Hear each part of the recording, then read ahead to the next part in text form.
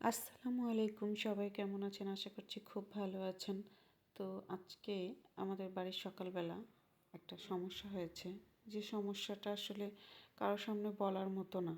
তবে সবাইকে একটা সতর্ক করছি, যাদের 12 থেকে 18 বছর বয়সের মানে আগে যে মেয়েগুলা ছেলেগুলা, এরা এখন এত উচ্ছৃঙ্খল, এত বেয়াদব আর এত অসভ্য হয়েছে, যার জন্য পুরো 14 গোষ্ঠী মানে নানার বাড়ি, দাদার বাড়ি, মামার বাড়ি, কারো শান্তি থাকে না, বুঝছেন? তো এরকম একটা সিচুয়েশনের মধ্যে যাচ্ছে আমাদের বাড়ি। তো আমি আমার ফুপুর বাড়িতে গিয়েছি একটি কারণে, এরকম একটি ঝামেলার কারণে। তো গিয়ে আমার ফুপুর বাড়িতে আমি ছোটোবেলায় খুব থাকতাম। ওনাদের বাড়ি একদম গ্রামে।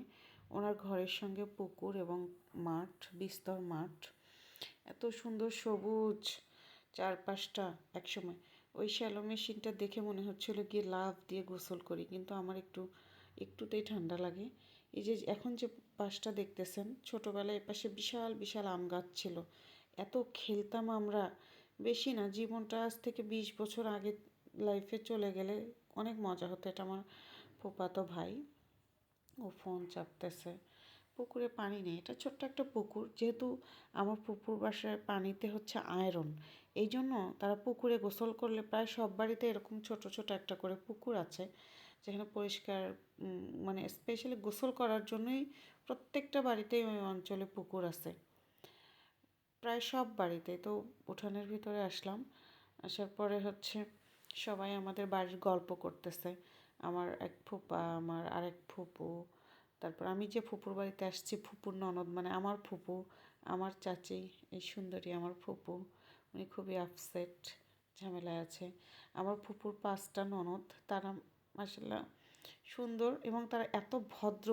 ওখানে গিয়ে আমি কখনো ছোটোবেলাও ফিল করতাম না যে আমার ফুপু ওই ফুপু আলাদা, খুব ভালোবাসতো। তো রুমের মধ্যে আমাদের সঙ্গে আমাদের ছোটো চাচার মেয়েরা আসছে, এরা উল্টাপাল্টা করতেছে, খালি উল্টা উল্টি টিভি দেখতেছে আর অদ্ভুত জিনিস দেখতেছিল। এই জন্য আমি বকা দিয়েছি যে তোরা কেন এসব দেখতেছিস।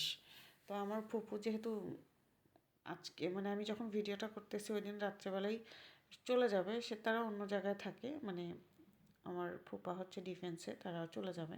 তো এই জন্য আমরা সবাই ঘুরতে গিয়েছি। তো সব মিলে প্যাকেজিংয়ের ব্যবস্থা চলতেছে আর কি।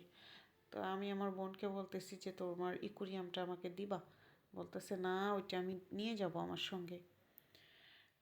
মানে দিনটা কিভাবে কেটেছে, খুব বাজে অবস্থার মধ্যে দিয়ে কেটেছে। এটা আমার ওই বোন, ফুপাতো বোন, ওইটা আমার চাচাতো বোন।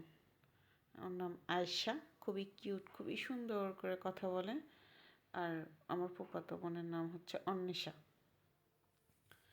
তো আমার চ্যানেলটা ভালো লাগলে সাবস্ক্রাইব করবেন, লাইক করবেন, কমেন্ট করবেন, এলোমেলো ব্লগ দেখবেন।